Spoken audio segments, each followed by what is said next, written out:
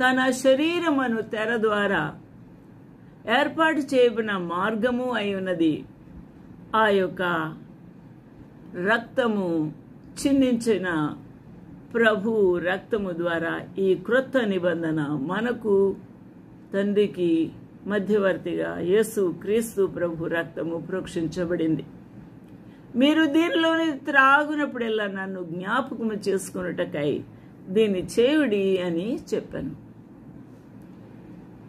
కాబట్టి శిష్యులు ఆ యొక్క ప్రతిష్ఠించబడిన రక్తం యొక్క విలువ గురించి అర్థం చేసుకున్నారు. After the same manner also he took the cup when he had supped, saying, "This is cup. This cup is the New Testament in my blood. This do you as oft as you drink it in remembrance of me." మీరు ఈ రొట్టెను తిని ఈ పాత్రను తాగునప్పుడెల్లా ప్రభు వచ్చే వరకు ఆయన మరణమును ప్రచురించుదురు. ప్రభు యొక్క రక్త శరీరములను తిని ఆ ప్రభును జ్ఞాపకం చేసుకున్న వారు అంతము వరకు, ప్రభు వచ్చు వరకు, లేక నీ జీవితం అంతము వరకు ప్రభు యొక్క మరణమును ప్రచురించబద్ధులమై ఉన్నాము అని ఈ లేఖనాలు మనకు తెలియచేస్తున్నాయి.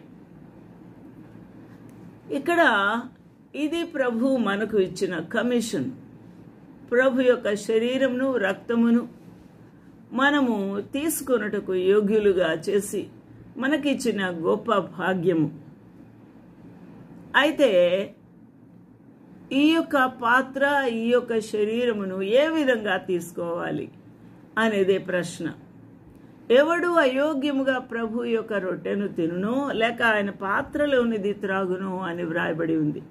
అయోగ్యత ఎప్పుడు అయోగ్యులుగా మనము దేవుని చేత నిర్ధారణ చేయబడతాము అనగా మనలో పాపము దాగి ఉన్నప్పుడు, మనలో పాపములు ఒప్పుకొని విడిచిపెట్టిన స్థితి లేనప్పుడు, ప్రభు యొక్క రక్త శరీరములో కడగబడిన స్థితి లేనప్పుడు మనము ఆ యొక్క శరీరమును, ప్రభు యొక్క శరీరమును, విరువబడిన రొట్టెను మరియు ఆ పాత్రలోని ఆ యొక్క రక్తమును మనము తీసుకున్నప్పుడు ఆ శరీరమును గూర్చియు రక్తమును గూర్చియు అపరాధి అగును. కాబట్టి అయోగ్యత అనగా పాపము స్థితిని ఒప్పుకొని